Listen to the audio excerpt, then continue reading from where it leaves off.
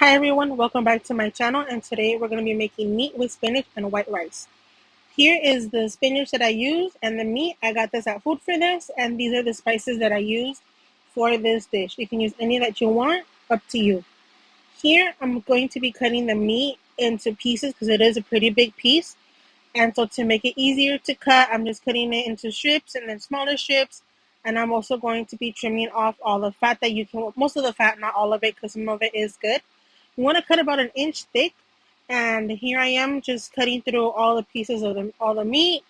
As you can see, like I mentioned before, it is a lot of meat because my family is quite big. Now you want to get a pan and add some oil on it, and while the oil is heating up, you're going to be wanting to get 2 cups of rice, and you're going to want to wash it. You keep washing it until the water starts coming out clear and not milky white. Took about maybe 2-3 minutes tops for this to happen.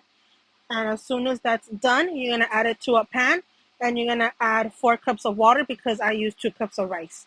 Now we're gonna add the meat into our pan, and here you see me adding those garlic powder, minced onions, steak seasoning, and you're just gonna let it start cooking on high heat. You lower it, you cover it, you take it off, you give it a quick mix because you don't want it to get stuck or get burnt. And as you can see there, you can see some liquid coming out. And what I want is I want that to evaporate, because when I add the frozen spinach, since it's frozen and it's gonna become unfrozen, it might get some water. So that's how you want it. And as you see me, I'm adding the frozen spinach because they say that adding frozen spinach makes it so it doesn't become less, because if you cook fresh spinach, it does become less. And I added more seasoning because whenever you add stuff to it, you add more seasoning.